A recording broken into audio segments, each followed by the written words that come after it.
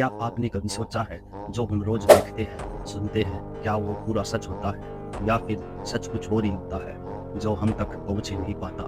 आज के समय में हम पूरी तरह डिपेंड हुए हैं न्यूज़ पर, सोशल मीडिया पर और बड़ी बड़ी कंपनियों पर। लेकिन सवाल यह है कि क्या हमें हर चीज़ बिना सोचे समझे मान लेनी चाहिए? हम जो रोज इस्तेमाल करते हैं खाने की चीज़ें जैसे टूथपेस्ट और दवाइयाँ, क्या हम कभी उनका लेबल भी करते हैं? क्या हमें पता है उसमें क्या-क्या इंग्रेडिएंट्स हैं? अवेयरनेस होना बहुत ज़रूरी है, क्योंकि आपकी हेल्थ आपकी सबसे बड़ी रिस्पॉन्सिबिलिटी है। आज हम इंटरनेट पर इतनी इन्फॉर्मेशन है कि सच और झूठ में फ़र्क करना बहुत मुश्किल सा हो गया है, क्योंकि कोई कुछ भी बोल देता है और हम उसे सच मान लेते हैं। हर वायरल वीडियो, हर मैसेज सच नहीं होता।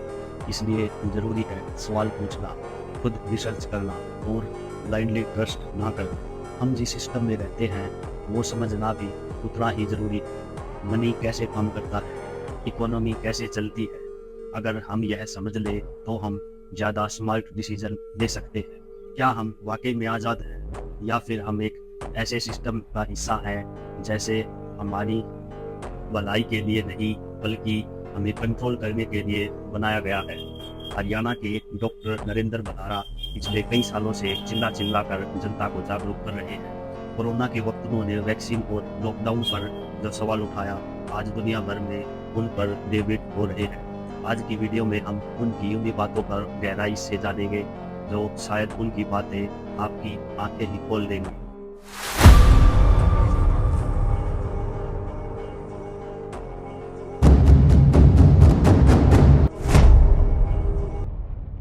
जब पूरी दुनिया डर में थी, तब डॉक्टर नरेंद्र बराड़ा ने कहा था कि यह सब एक प्लानिंग के तहत फेल हो सकता है।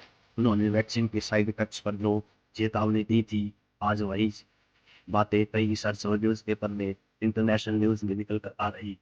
क्या वाकई में वो बीमारी थी, खतरनाक थी, या हमें डराया गया था ताकि एक बड़ा बिजनेस करा दिया जा सके? जैसे जिन लोगों ने इस बीमारी को लाया था, उन्हीं लोगों की कंपनी ने उसकी वैक्सीन को भी बेचा था। वो शायद बिल गेट्स को टारगेट्स करते हैं। इस पर आप भी गूगल पर रिसर्च कर सकते हैं। डॉक्टर रविंदर बलारा का कहना है कि जब तक जनता रहेगी नहीं, तब तक वो सिस्टम चलेगा नहीं। लेकिन ये सब कर कौन रहा है? डॉक्टर नरेंद्र बराड़ा सीधा निशाना लगाते हुए इस दुनिया के सबसे बड़े अमीर परिवार पर, जैसे कि रॉकफेलर फैमिली, उनका दावा है दुनिया की बड़ी बड़ी कंपनियां, बैंक, यहाँ तक कि सरकारें भी इनके इशारों पर चलती हैं। जो मंडी रॉकफेलर ने स्टैंडर्ड ऑयल से अपना साम्राज्य शुरू किया था, कैसे उन्होंने तेल से लेकर दवाइयों और एजुकेशन सिस्टम तक अपना कंट्रोल बनाया। डॉक्टर बंजारा का कहना है कि इलेक्ट्रॉनिक मेडिसिन और आज का एजुकेशन सिस्टम इन्हीं की देन है, ताकि लोग हमेशा उन पर ही निर्भर रहे। डॉक्टर बंजारा एक हैरान कर देने वाली बात कहते हैं कि आपकी जेब में 500 का नोट है, सिर्फ एक कागज का टुकड़ा है। पहले करेंसी के पीछे सोना मतलब गोल्ड होता था, लेकिन आज यह सिर्फ एक रिबेट यानी कागज का टुकड़ा है। हम एक ऐसी इमेजिनरी दुनिया में जी रहे हैं जिसकी जगह असली विज्ञान की जगह सिर्फ एक प्रिंटेड नोट पर भरोसा कर रहे हैं। उनका मानना है कि बैंक के नोट और रुपये में फ़र्क होता है। रुपये का मतलब होता है गोल्ड, और बैंक हमें नोट देता है बल्कि गोल्ड नहीं देता। उन्होंने पूछा है कि जब सरकार और बैंकों के पास टोटी में आकर 34 लाख करोड़ रुपए छापे हुए हैं, तो बैंकों ने लगभग 250 लाख करोड़ रुपए का लोन लोगों को कैसे दे रखा है। क्योंकि ये बात आपको भी सोचकर हैरान कर देगी कि एक ही टाइम पर अगर सभी लोग अपना पैसा निकालने के लिए सभी बैंकों में चले जाए, तो क्या बैंक वाले सभी को अपना सारा पैसा एक साथ दे पाएंगे? अगर नहीं, तो हाँ बताएं कैसे? ये सवाल उनके स्पेशल नोट यानी अपनी करेंसी के ऊपर उन्होंने सरकार से सवाल पूछा है, और सरकार के जवाब को एक बुक के अंदर प्रिंटेड करवा लिया है। उस बुक का नाम है रुपया। वो बुक शायद आपको भी मिल जाए।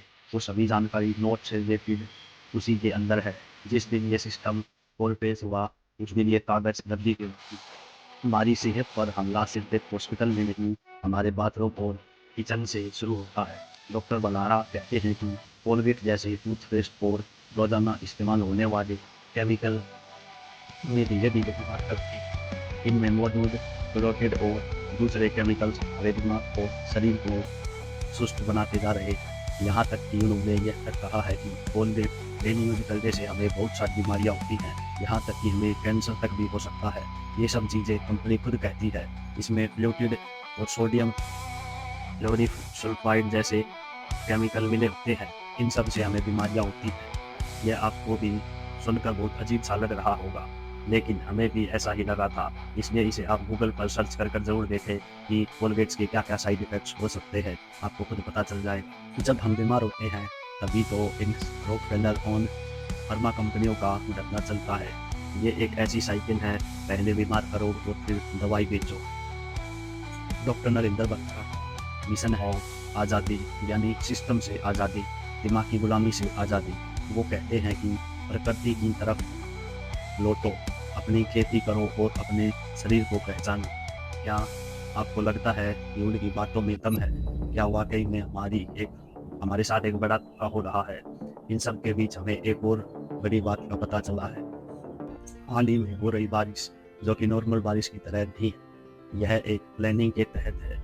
बिल गेट्स ये सब करवा रहे हैं, जैसे कृत्रिम बारिश कहा जाता है, जो कि अपनी मनमर्जी से कहीं भी करवाई जा सकती है। जहाज़ों के जरिए गोले छोड़े जाते हैं, जिससे बाद में बारिश आती है। यह न्यूज़ भी आपको सोशल मीडिया पर देखने को वो हम सबको जागरूक कर रहे हैं। इसके लिए उन्होंने जनता सरकार मोर्चा के नाम से एक अभियान भी चला रखा है। अगर हमें यह सब समझ लें तो हम ज़्यादा स्मार्ट डिसीजन ले सकते हैं। आंखें बंद करके भरोसा करना आसान है, लेकिन जागरूक बनना ज़रूरी है, क्योंकि जागरूक वही है जो सुरक्षित है। अपनी राय कमेंट्स में ज़रूर लिखें, तो शेयर करें, ताकि यह बात हर घर तक जागरूक कर सके। तब तक के लिए हमारे साथ बने रहे। धन्यवाद।